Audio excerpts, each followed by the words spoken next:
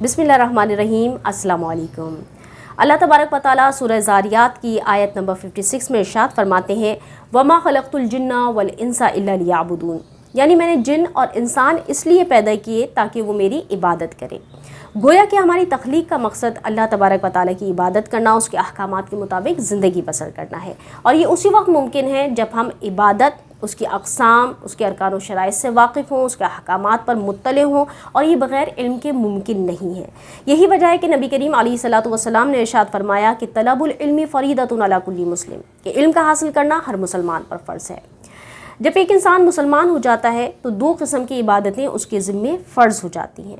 पहली वो इबादत होती है जिसका ताल्लुक़ हमारे पार्ट्स ऑफ बॉडी से होता है, और दूसरी वो इबादत होती है जिसका ताल्लुक़ हमारे क़ल्ब से है। तो पहली किस्म जिसमें हम अपने पार्ट्स ऑफ बॉडी को से वो इबादत परफॉर्म करते हैं, उसको मज़ीद हम दो हिस्सों में तकसीम करते हैं, दो क़िस्मों में तकसीम करते हैं। पहली क़िस्म वो होती है जिसमें मामला बंदे और अल्लाह के दरमियान ख़ास होता है, यानी उसकी अदायगी में बंदा मुस्तकिल होता है। जैसे नमाज़ पढ़ना है, ज़कात देना है, कि ये ख़ुद बंदा परफॉर्म करता है और मामला अल्लाह और बंदे के दरमियान होता है, इसे इबादत का नाम दिया जाता है।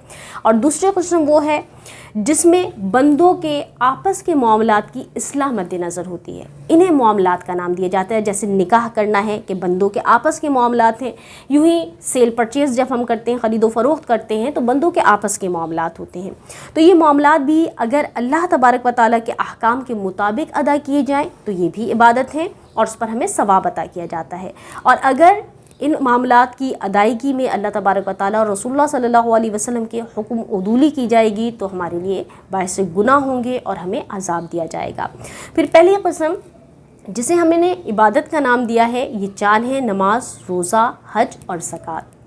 इसमें सबसे अजीम और अहम इबादत नमाज है, और उसे हम उसी वक्त परफॉर्म कर सकते हैं जब नमाजी पाक व साफ़ हो, क्योंकि जो हदीस मुबारक में इरशाद फरमाया गया, मुस्नद अहमद की हदीस मुबारक है कि रसूलुल्लाह सल्लल्लाहु अलैहि वसल्लम ने इरशाद फरमाया कि जन्नत की कुंजी नमाज है और नमाज की कुंजी तहारत है।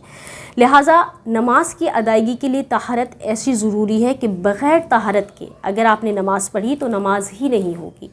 और अगर कोई शख्स जानबूझ के बग़ैर तहारत के नमाज अदा करता है तो फ़ुक़हा किराम ने लिखा, उलमा किराम ने लिखा कि ये कुफ्र है, कि इसमें बेअदबी है, इबादत की तौहीन है। लिहाजा तहारत का हासिल करना, उसका इल्म हासिल करना ज़रूरी है ताकि हम तहारत के साथ इबादत को परफॉर्म कर सकें।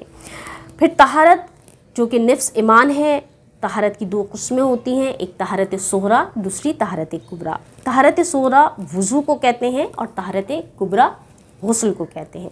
इंशाअल्लाह हम अपनी नेक्स्ट वीडियो जो बनाएंगे वो वज़ू के अहकामात से मुतालिक होंगी और तहारत सुग़रा से मुतालिक तफसीली अहकामात उसमें आपको सिखाएंगे, क्योंकि हमारा मोटिव है कि वो ख़वातीन जो घरों में बैठी हैं उनके लिए एजुकेशन के कोई ज़राए नहीं हैं, वो इन चीज़ों को सीख कर घर में बैठते हुए सीखते हुए अपनी इस्लाह कर सकें, अपने बच्चों की बेहतर तरबियत कर सकें और अपनी ज़िंदगी अल्लाह तबारक व तआला के हुक्म के मुताबिक गुजार सकें। सदका जारिया की नियत से इस वीडियो को ज़्यादा से ज़्यादा लोगों के साथ शेयर कीजिए। अस्सलामु अलैकुम।